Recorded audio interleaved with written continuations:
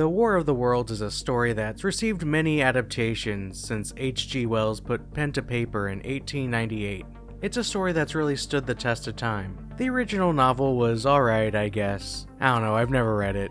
But most people know the story by its adaptations, like the 1938 radio drama, which was famous for causing a panic at the time of its release, even if the story is a bit overblown, as well as a film in 1953 and another in 2005 with everyone's favorite Xenu lover Tom Cruise. But that's not where the film adaptations end. This year, Jeff Bezos, our corporate overlord, praise be upon him, has blessed us with a new adaptation of this classic novel, where these lesser adaptations focus on things like the invasion, the fight with the aliens, and themes of imperialism. This new, big-brained adaptation takes another approach. What if we followed the alien invasion through the eyes of the FBI agent watching you through your webcam? War of the Worlds 2025 is a found-footage sci-fi thriller in the vein of classics like Unfriended the Dark Web and Searching. As the title suggests, this film was released this year, 2025, as an Amazon original. We get to see the titular War of the Worlds unfold via a screen recording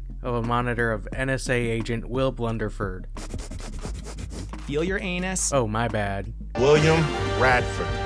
Agent Ice Cube has dominion over every camera in the greater United States, and since he is the law, I am the law. he can hack into anyone's Amazon cards? Agent Cube is a bit of an overprotective father, though having adolescent and adult children, they're constantly surveilled and watched through cameras, which are hotkeyed on his computer. He even has access to the camera in his daughter Faith's labs, and has notifications for his son David's Steam activity. Even his daughter's baby daddy Mark couldn't avoid mass surveillance, with Cube monitoring him from the cameras within his Amazon delivery truck. Yes, his son-in-law is an Amazon driver. And don't worry, our great overlord Jeff will make sure there's more product placement as the film goes on. It seems like Ice Cube became more overprotective once his wife passed away. Seen here as this AI-generated image of a black woman. We see Agent Cube taking a lot of calls, including one from Sandra NASA, seen here in her Microsoft Teams profile pic with a low-key selfie. I don't know, I always felt like government officials would have like a slightly more professional-looking profile pic, maybe in front of like an American flag or something, but like a fun, at-home selfie seems like a weird choice, but you do you.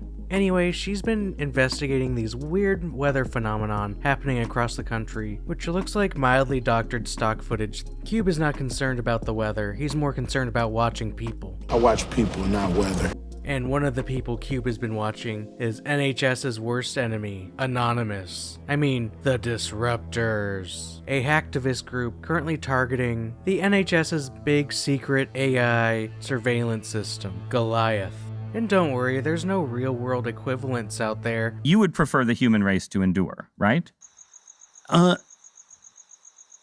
You're hesitating. Yeah, well, As Agent Cube is coordinating with the FBI and the DOJ to get search warrants and organize a raid of the Disruptor headquarters. The NHS secretary joins in on the raid's phone call. Isn't that the D-list SHIELD agent guy? At least he's working his way up in the world. The raid on the Disruptor base went over pretty badly, finding nothing but a single laptop in the apartment. And right as Cube starts to feel really down about himself with this failure, meteors start falling from the sky, and NANI? there were aliens in there?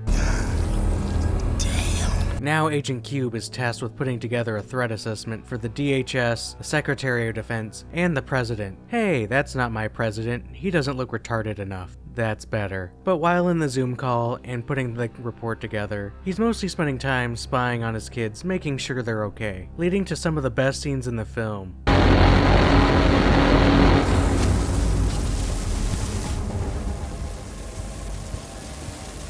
Agent Cube's daughter actually gets hurt in one of the alien attacks, ending up under the rubble. Cube tries to break out of the DHS building to save her, which is the one and only time we leave the monitor for the film, now moving to a FaceTime call over the phone. But this is all for naught. He's locked in the building with a complete government lockdown of all the most sensitive locations. So Cube heads back to his computer and does the next best thing. He hacks into a nearby Tesla. Fuck it, jailbreak the Tesla. To pick up Faith and autopilot her to a safe location.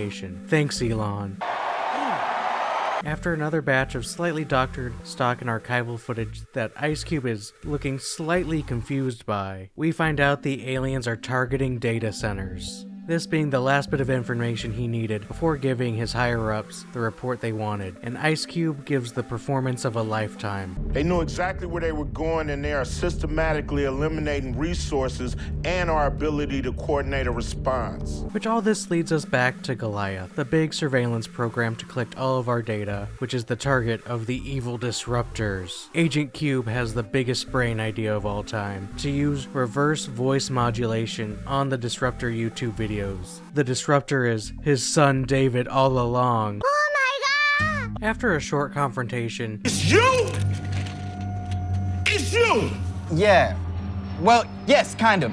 David passes Cube all the secret documents he and the other Disruptors have collected. The documents center around Goliath, but also talk about Roswell and other alien UFO sightings, saying that the government knew about these aliens and that they loved to eat data, and that the government had the knowledge that creating Goliath would be like ringing the dinner bell for these data-feasting beasts, especially the DHS secretary, pushing forward with the program despite all of this knowledge. With this new information, Agent Cube decides to join the Disruptors and make a totally based YouTube video with all the evidence to put the DHS secretary in jail. And I will say, Cube's introduction to the Disruptors is peak fiction. It was supposed to be our safe space. While the release of the YouTube video went over well with his Disruptor boys, the DHS didn't take it very well and effectively terminated him and locking him out of all of his spy software, which is only a momentary hurdle because his son gives him all of his access back in like 3 seconds. Now Cube and the boys launch a virus attack on the aliens, which seems to work at first, but all it really did was piss them off. Then the aliens hunt down and kill all the Disruptors in this epic scene. And even opening fire on Cube's house, seemingly killing David. After yet another riveting performance from Ice Cube. No! No! It turns out David was alive. He was just bouncing the signal from his house. He's really just been doing everything from Brian's place. But if a virus doesn't work, and if munitions don't work, how are we going to stop these aliens? Well, Sandra NASA calls in with a new discovery. She finds out that the aliens are a machine-biological hybrid, which is why the virus didn't really work. But maybe his daughter's new cannibal code could kill them. But there's 2 problems. 1, the virus needs to be manually uploaded, and there aren't any flash drives in the DHS building. For narrative reasons, of course. And 2, the government is about to bomb the shit out of the DHS headquarters where Ice Cube is sitting, because the Goliath servers are under the building, and the government wants to bury it under rubble, hoping that the aliens can't get to it after that. Not sure how that logic really works, but okay. Now, how's Ice Cube gonna get a flash drive? Well, Mark comes to the rescue. He says he's been trained on how to fly the premium Amazon Prime Air drone, TM. So if Cube orders a flash drive on Amazon, Mark can fly it to him directly. And if you were concerned about any of this, don't worry, we get a play-by-play of the checkout process. Because we really want to make sure Ice Cube purchased those flash drives. Thank you, Mr. Bezos, for blessing us with another beautifully incorporated ad. Oh, don't think this near seamless product placement stops here. We have a small and very demure Amazon Prime Air watermark in the corner. It's very easy to miss. Mark is flying the Amazon Prime Air drone TM through the war-torn streets to get the drive to Cube, all while our brave agent makes his way down to the servers. The tension really starts to rise when one of the aliens knocks our brave Amazon Prime drone TM out of the sky. Seems as if all hope is lost, until our crack team spots a homeless man nearby. So they do the most logical thing, hack into his phone and bribe him with an Amazon gift card. Always happy to see someone get bribed with money from the company's store.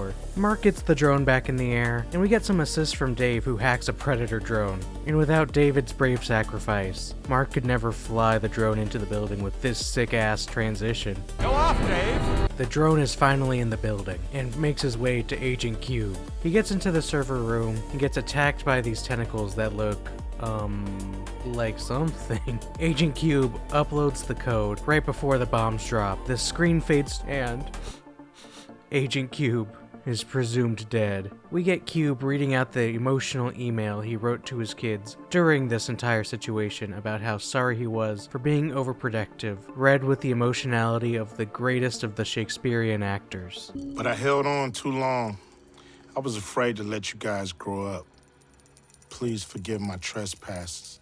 But we get the greatest plot twist of all time. Ice Cube survived, thank goodness. He's finally getting out of the office and living his life with his family. He also got a promotion to the new DHS head in the final scene, where Cube gets asked to make a similar AI surveillance system, which ends with the beautiful catchphrase of the film. There's more important things to do than to worry about what's in people's Amazon cart. Really rounding out one of the most impressive film experiences I've had in a long time. This masterpiece was directed by one Rich Lee, which sounds like a pseudonym, but Lee has a long history as a VFX artist on small indie features like I Am Legend and The Minority Report, but has since moved on to a music video director for artists like Eminem, Lana Del Rey, and Billie Eilish. War of the Worlds 2025 is Lee's first feature film. The film was produced by Universal and distributed by Amazon with a budget of about $65 million, which kind of feels like fraud after watching the film. Where did all that money go? Did it go to pay Ice Cube? Make sure he doesn't melt on set? Like, look at most of the VFX shots. Yeah, a lot of the alien tripod shots look pretty good, but look at this. Like I said, big chunks of the film are just stock and archival military footage with some blurred faces. The film's executive producer was Adam Sidman, a name most sane people wouldn't recognize, but is known amongst the found footage community for work on such masterpieces like Unfriended, Unfriended the Dark Web, and Searching, which explains the direction the film went. While War of the Worlds is a failure in almost every way, being a flop for Amazon, probably ending Ice Cube's acting career, it was a great piece of blatant advertising for Amazon and other tech companies like Tesla being unsung heroes. But man, I haven't had a good laugh at a film since the classic Tommy Wiseau film, The Room. Anyway, how is your sex life? And both of these films have a lot in common. Both have terrible acting, nonsensical plots, and bad visuals. But while The Room stood the test of time as one of the worst films ever made, you rarely get to see a real contender for that title enter the ring. And if you're gonna make me choose between the two, The Room is both funnier and a better film just because it has things like cinematography and editing. War of the Worlds 2025 has definitely earned its spot in the pantheon of the worst, especially if you want to watch it with a group of friends, with a couple of drinks, and other substances, for a great comedy experience that's funnier than most comedy films coming out at the moment. If you made it to this point of the video, thank you for watching. If you had the great pleasure of watching War of the Worlds 2025, let me know your thoughts in the comments. And if you liked the video, why not hit like, subscribe, all that jazz. And if there's anything you want to see in future videos, why not leave it in the comments. Thank you again for watching, and hopefully I'll catch you in the next one.